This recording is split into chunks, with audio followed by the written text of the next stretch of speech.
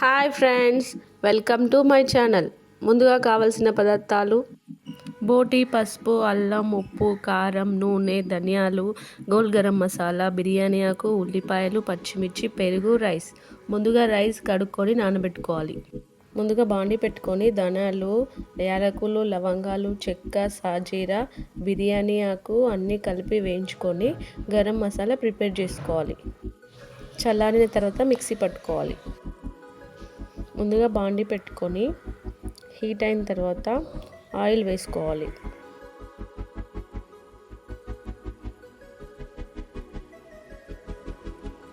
వేడెక్కిన తర్వాత పచ్చిమిర్చి, ఉల్లిగడ్డ వేసుకొని బాగా వేయించుకోవాలి. తర్వాత అల్లం వెల్లుల్లి పేస్ట్ వేసుకొని బాగా వేగిన తర్వాత పసుపు కూడా వేసుకొని వేయించుకోవాలి. ఇవన్నీ వేగిన తర్వాత బోటి కూడా వేసుకోవాలి.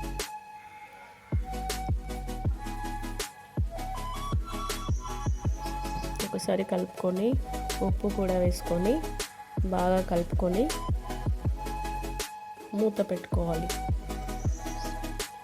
మూతకి రబ్బర్ లేకుండా పెట్టుకోవాలండోయ్. నెక్స్ట్ మనం రైస్ ప్రిపేర్ చేసుకుందాం. ముందుగా బాండి పెట్టుకొని ఆయిల్ వేసుకొని ఆయిల్ ఎక్కిన తర్వాత చెక్క, యాలకులు, లవంగాలు, సాజీరా, బిర్యానీ ఆకు వేసుకొని వేయించుకోవాలి. అలాగే పచ్చిమిర్చి, ఉల్లిపాయలు కూడా వేసుకొని వేయించుకోవాలి. అల్లం వెల్లుల్లి పేస్ట్ వేసుకొని బాగా వేగిన తర్వాత పుదీనా, కొత్తిమీర కూడా వేసుకొని వేయించుకోవాలి. మనం ముందుగా ప్రిపేర్ చేసుకున్న గరం మసాలా కాస్త వేసుకొని బాగా కలుపుకున్న తర్వాత 1 కప్పు పెరుగు వేసుకొని బాగా ఉడకనివ్వాలి. అవునండోయ్, మీరు కూడా పెరుగు యాడ్ చేసుకుంటారా బగారా రైస్లో? ఇప్పుడు కొంచెం సాల్ట్ వేసుకొని బాగా కలిపి తగినన్ని వాటర్ వేసుకొని రైస్ సరిపడా వాటర్ వేసుకొని మూత పెట్టుకోవాలి. ఇప్పుడు పక్కన బోటి పెట్టుకున్నాం కదా, అందులో 1 టమాటా కట్ చేసుకొని వేసుకోవాలి. 2 నిమిషాల తర్వాత తగినంత కారం వేసుకొని బాగా కలుపుకొని మూత పెట్టుకోవాలి. మళ్ళీ 2 నిమిషాల తర్వాత తగినన్ని వాటర్ వేసుకొని బాగా కలుపుకొని మూత పెట్టుకోవాలి. ఇప్పుడు రబ్బర్తో పెట్టుకోవాలి విజిల్స్ కోసం. వాటర్ ఉడుకుతున్నాయి. ఇప్పుడు మనం రైస్ వేసుకోవాలి.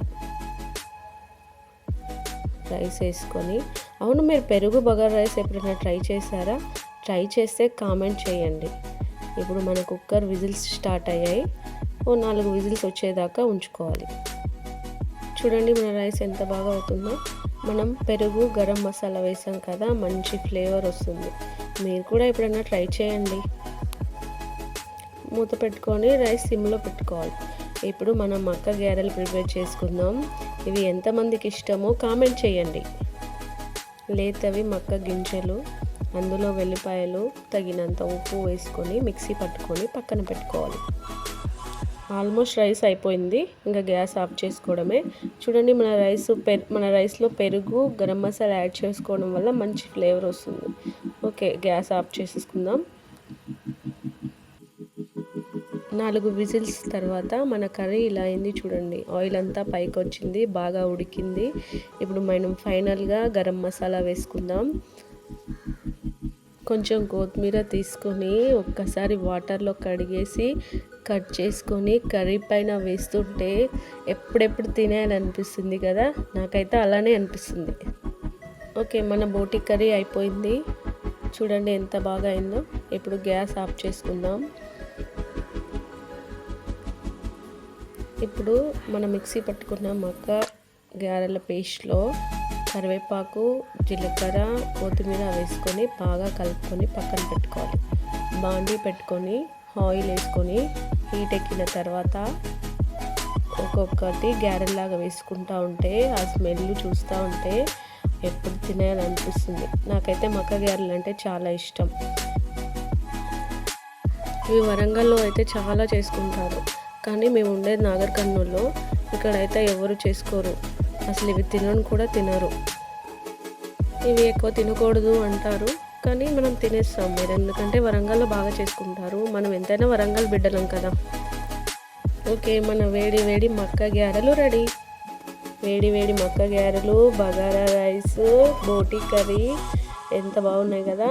కాస్త రైస్ వేసుకొని కాస్త కర్రీ వేసుకొని తింటా ఉంటే ఆ ఫ్లేవర్ చాలా బాగుంటుంది. ఎంత బాగుందో కదా, చూస్తూ ఉంటే నోట్లో నీళ్ళు వస్తున్నాయి కదా.